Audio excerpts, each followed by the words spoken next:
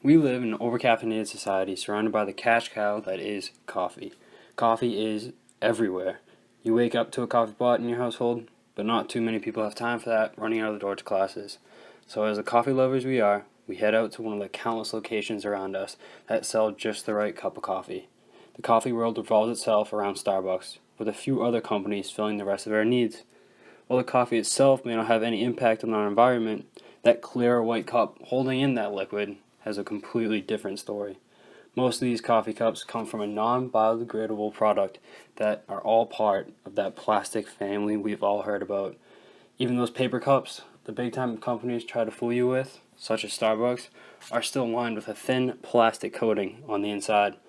These cups may not seem so bad. They're recyclable, of course, but are they always getting recycled? Even if you do end up putting that cup in the recycling bin, are you sure it's still getting recycled? Is the recycling process even helping the environment? Let's dive a little deeper. Recycling isn't all that it's cracked up to be.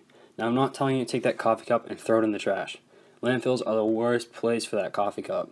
The non-biodegradable cups will sit under the Earth's surface for an eternity.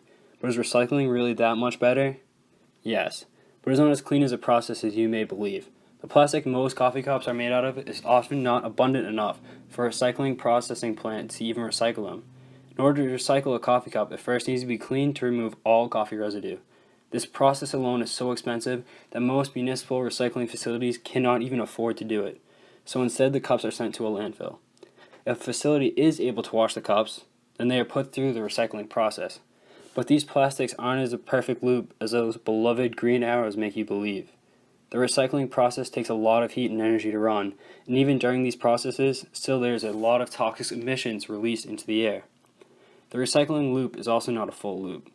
Most of the recycled plastics can only be recycled a few times before losing all structural value. Thus, the plastic ultimately ends up with the earlier cups, sitting in a landfill. So, what do we do? Landfills are bad. Recycling, if recycled, much better, but still not the best. The solution to the problem is cut plastics out of our consumption. In a plastic-dominated world, this seems nearly impossible. Yet with a few simple changes to your life, this can be done. Will it take effort? Yes. Is it worth saving the earth? Of course. People have already begun to replace all water bottles with reusable and refillable ones. So why not make that very same change with coffee mugs? Coffee mugs may be a little bit harder to clean, but a quick rinse under hot water can do the trick.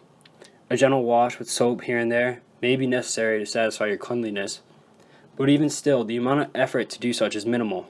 Plastics can be removed with a few simple burdens and chores. For everyone, the environment isn't always their top priority, and I'm not asking you to make it yours. But we need to begin to understand that a little burden can mean a whole lot more for the people around you and the future generations to come. The little actions to help the earth need to begin to switch from the little burdens to the little necessities.